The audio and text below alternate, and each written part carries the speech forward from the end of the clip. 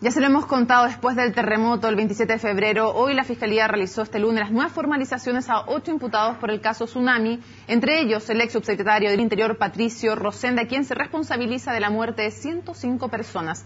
Vamos a conversar con el abogado defensor de Rosende, Samuel Donoso. Abogado, gracias por acompañarnos en CNN Prime. Muy buenas noches, gracias por invitarme.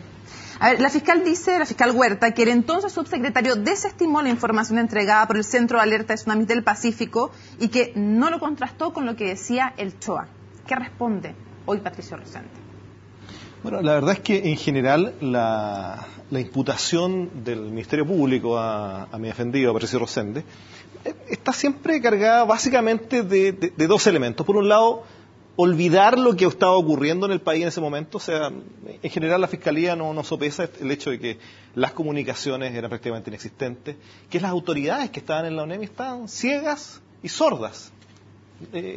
No había internet, no había comunicaciones con las zonas donde se estaba produciendo el terremoto. Okay. Y lo otro que omite la Fiscalía en general, mira, ¿qué pasa en el país? ¿Cómo se regula una situación de emergencia, de catástrofe, como fue este caso? Para eso existe básicamente una normativa que es el Plan de Protección Civil. El Plan de Protección Civil establece objetivos y establece mandos. Y dentro de esos mandos distingue tres tipos de mandos. El mando técnico, que lo tenía el CHOA, que es el organismo especializado para decir si viene o no viene un tsunami. Es el organismo técnico que tiene que asesorar a este Plan de Protección Civil. El segundo es un mando de coordinación, que está en manos de la ONEMI. La ONEMI recibe esta información del mando técnico, la procesa y coordina y asesora al resto de la autoridad. Y está el mando de autoridad, que era el que ejercía mi defendido esa mañana. Patricio Rosende, esa madrugada, él tenía el mando de autoridad. Perfecto, pero quiero preguntarle específicamente por un punto. Yo entrevisté esa madrugada a Patricio Rosende y específicamente le pregunté por el riesgo de un tsunami. Y la respuesta de él fue no solo que el CHOA lo había descartado, sino que todos los organismos internacionales. ¿De dónde sacó la información Patricio Rosende de que todos los organismos internacionales habían descartado la alerta de tsunami, sobre todo cuando no había sido así? Tu entrevista fue con Patricio a las 4:50 de la mañana. Una afirmación la hace Patricio a las 4:52 y hay otra afirmación que hace a las 4:55 de la mañana. A las 4:49 el CHOA había descartado la alerta de tsunami. Anteriormente, a las 4:07, es efectivo que mandó un fax que la verdad yo lo llamaría leerlo porque es ininteligible, ¿ya? Si uno a eso le agrega que estábamos en medio de un terremoto de 8,8 grados y que además por radio el CHOA descartaba, y además si usted llamaban al... Yo le pregunto por las instancias internacionales. Voy para allá, seamos un segundito, voy para allá. Uno llamaba al Portalón y a la Guardia del CHOA y también descartaban la probabilidad de tsunami, o sea, el CHOA descartaba el tsunami. Si uno revisa la normativa del CHOA, uno va a revisar que, de acuerdo a la normativa, el organismo público que tiene la vinculación con los organismos internacionales es el CHOA. Es el único, y exclusivamente el CHOA. El CHOA es el único que tiene que relacionarse con el, entre otros, el PTWC, el Pacific Tsunami Warner Center. Sí. En consecuencia, lo que Patricio dice en esa entrevista, cuando dice que los organismos internacionales también descartan, lo que está diciendo Patricio, en el fondo, es una deducción lógica. Si el CHOA descarta, y el CHOA es el que tiene el vínculo con los organismos internacionales, yo debo entender que los organismos internacionales están descartando.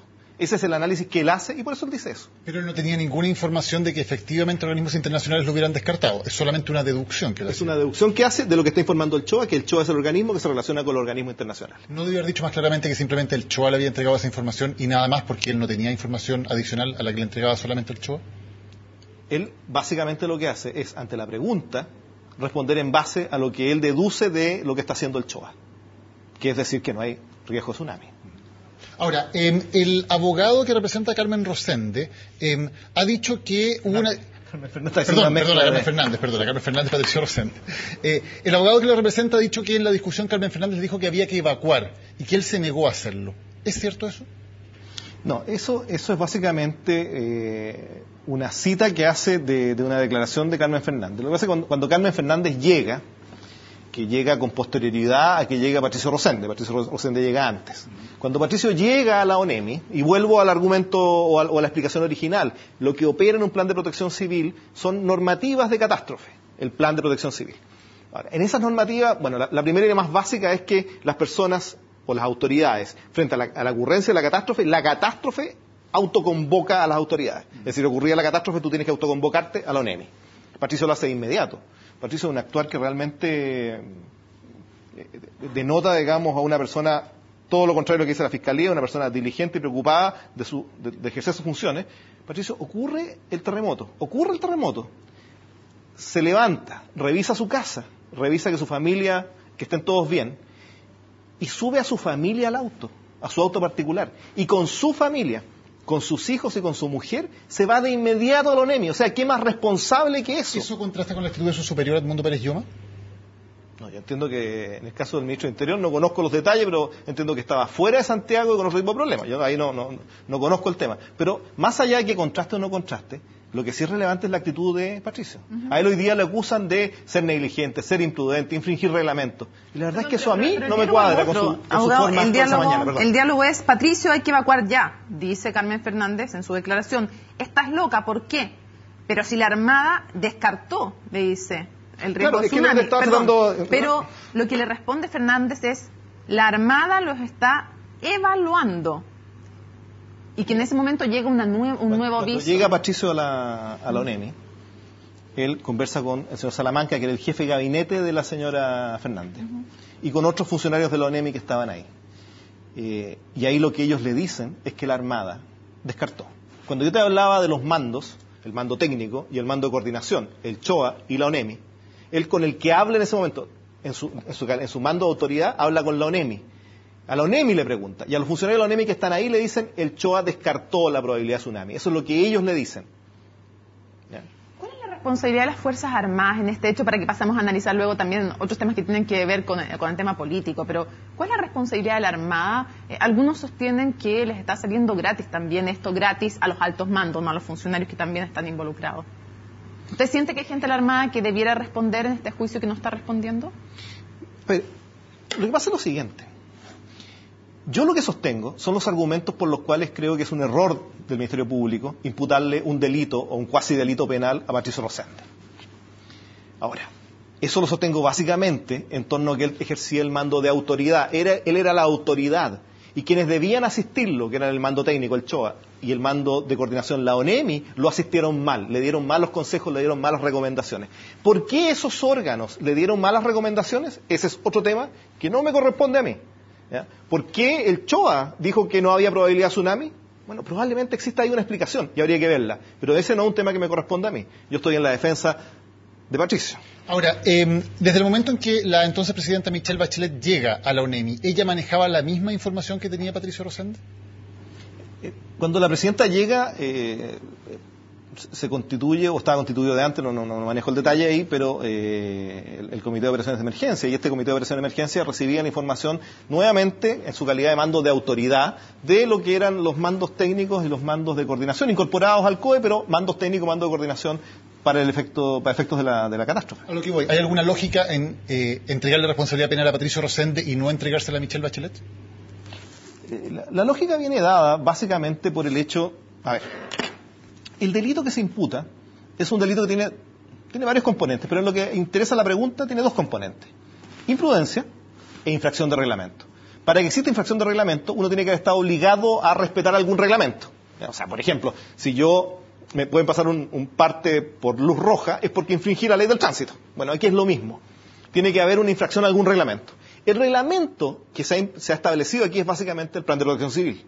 Y el Plan de Protección Civil establece que el mando de autoridad está radicado en el ministro de Interior. El ministro de Interior que no estaba, pero el que lo reemplazaba era Patricio Rosende. Ahora, ¿hay persecución política en este caso cuando Patricio Rosende dice que quieren llegar a la presidenta Bachelet? Eso se entiende desde la lógica de la pelea política. Pero en la Fiscalía, que es la que está tomando las decisiones, en los jueces que están tomando las decisiones, ¿puede haber esa persecución política?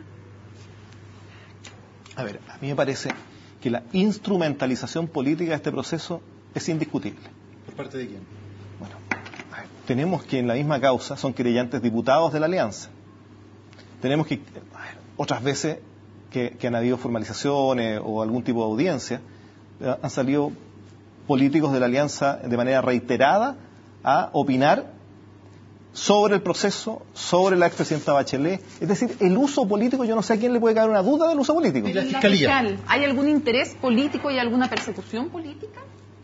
Yo desconozco eso, pero, ¿No lo descarta? pero lo que sí no me cabe duda es que es un error la formalización en contra de Patricio Rosende.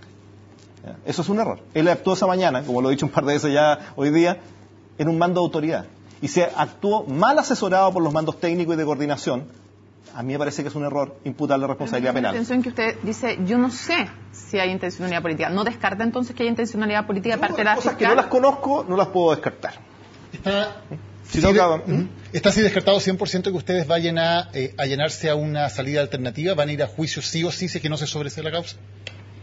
Por lo pronto nosotros no hemos conversado de ninguna salida alternativa con el Ministerio Público y no lo tenemos para nada en carpeta. Lo que tenemos en carpeta es argumentar respecto del sobreseimiento definitivo.